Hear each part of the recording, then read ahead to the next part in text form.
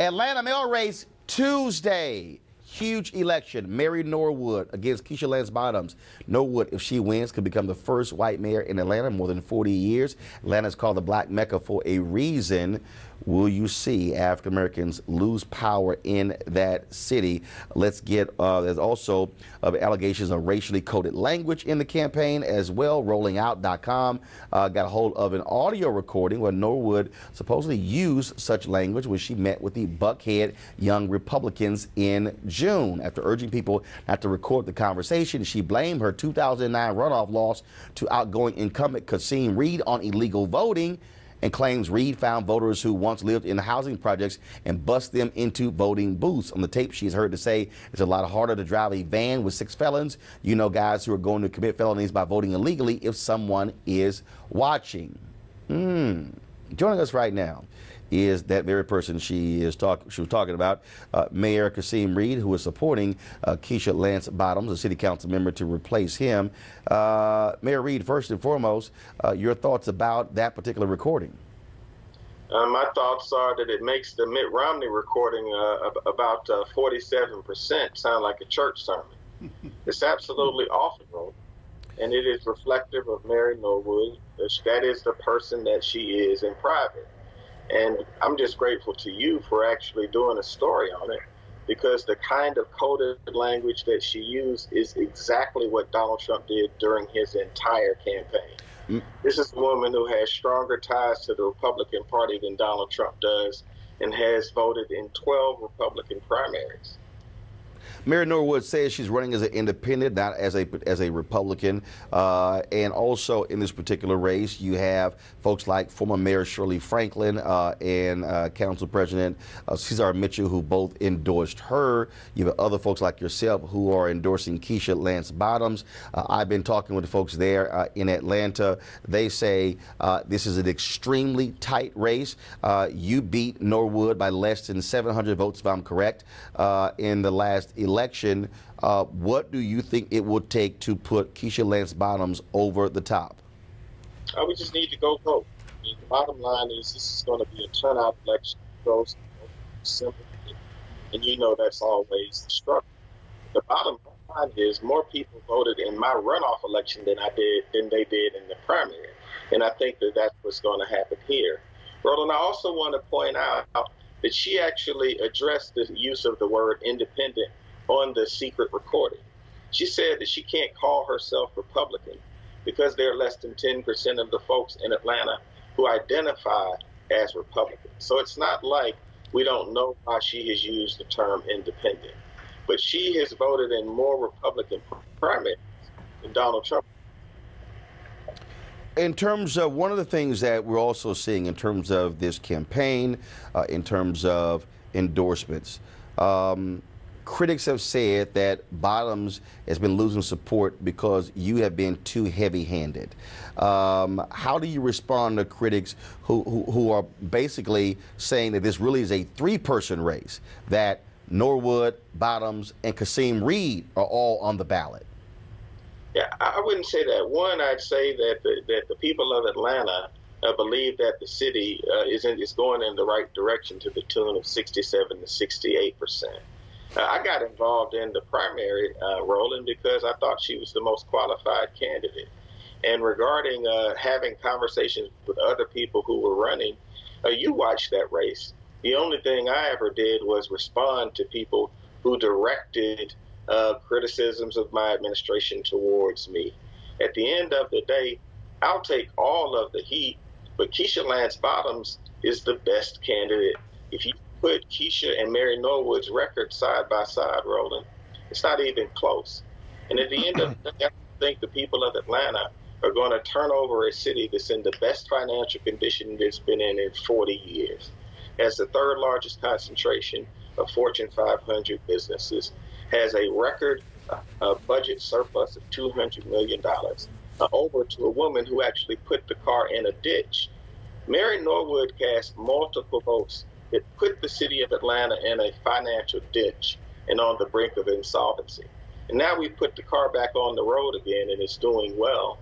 And it's the center of Black culture in the United States, the center of entertainment in the United States.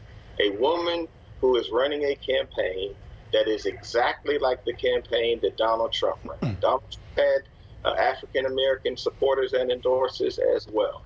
And I think that at the end of the day, a blind man with a blindfold can see what is going on in this election. Keisha Lance Bottoms is the most qualified candidate. I've taken a much lower profile so that people could focus on how qualified she is. A lawyer, a judge, a two-term member of city council versus Mary Norwood, who spent more money on city council perks than any other member on council.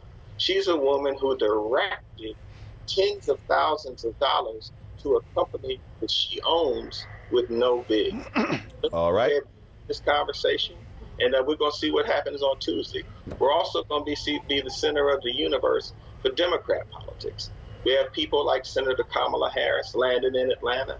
I just spoke with Senator Cory Booker last night. He's landing in Atlanta because this is about whether Georgia becomes a blue state or a purple state.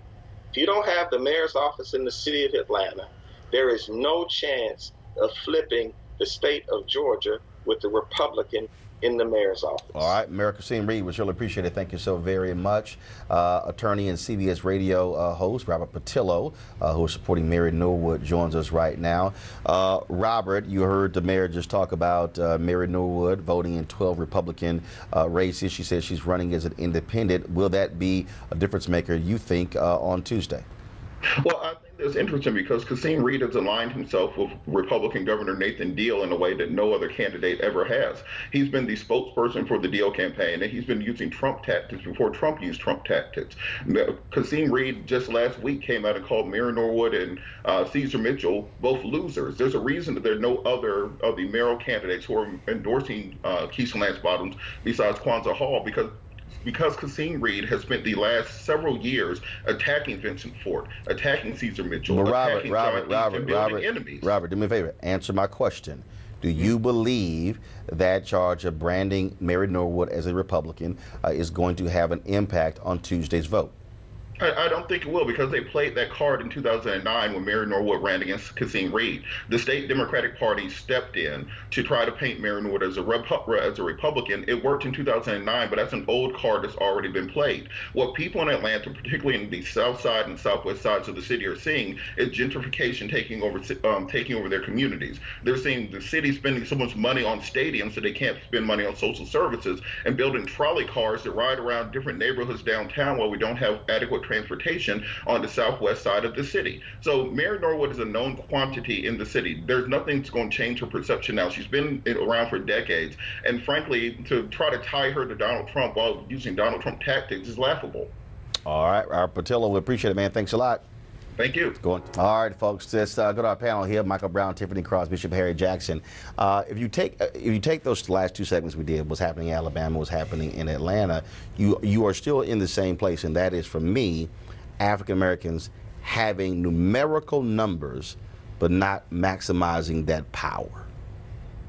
Well, so I want to disagree a little bit with the last guest when he said that he doesn't think it would make a difference to brand Mary Norwood as a Republican. I think in 2009 when Kasim ran against Norwood, it was a different time. We had Barack Obama in office. People were celebratory and were not as engaged in the minutia of politics the way they are now. I think branding her and putting her in the same camp as Donald Trump will actually make a difference in Atlanta. And I would also say that I do think Kasim Reed is a very tactical and heavy-handed politician, and I do think some of the tactics that he's employed while he's been mayor of Atlanta, that does have something to do with some of the people who have come out. There's no secret in Atlanta that there is discord between Kasim and Caesar Mitchell, the president of the city council, and a lot of the movers and shakers around Atlanta. So I would hope that the black people of Atlanta will put that aside and think of the greater good and the longer-term good for the people and endorse Keisha Lance Bottoms, who's clearly the better choice in terms of people of color and social services in the city. But Michael, you've got to have, I still go back to, you've got to have a black-funded voter mobilization effort that is not dependent on a Democratic Party or labor interest. It has to be around our future, our issues. And if going back to the woke vote folks, she's doing great work down there, because the tactics she's using, especially focusing on women of color, is exactly what Trump's base did. Trump's base did not wait for the RNC to send them money for yard signs. They went in their garages and painted Trump, Pence, and put the sign in their yard. That's the kind of grassroots enthusiasm that I like to see from folks on our side of the aisle. And that's exactly what the woke vote folks are doing. So congratulations to her. For Councilmember Bottoms, she's clearly the best candidate. I know the mayor, and I agree with what he's saying about the council member. And that's a political strategy, is to link Ms. Norwood with Donald Trump. There's nothing wrong with that. That's part of the politics she wants to play, because you better believe if she wins, she's going to be calling the White House immediately and saying, hey, I need resources. You know, I'm always there for you, Mr. President. So you might as well link her now. But as usual, as you've heard me say many times, we always wait till the day after an election and then we complain. Don't be on the wrong side of that date. Get out there and vote and make a difference. Well, I think this may be a defining moment. I'm a conservative, but I'm for black people having power. So we haven't learned how to play politics in our own backyard. I think this idea of mobilization, grassroots activation is critical about our unique issues and our agenda. We've got to have an agenda that's different from Republican versus Democrat. We have to have a black African-American agenda if we're going to see changes, especially as our population base diminishes. We better stand up and get engaged. Weekdays on TV One. I will never lie to you. Oh my God. Roland Martin. He doesn't want to talk to us. He wants to ignore us. Uncensored. Hell no. That ain't gonna cut it, boo. Unapologetic. No, that is fundamentally false. You are wrong. Unfiltered. He wants an America where we all look alike. He ain't talking about black people. Unrelenting. You better go work out, because you got a fight on your hands. News One Now with Roland Martin. Weekdays at 7 a.m. on TV One.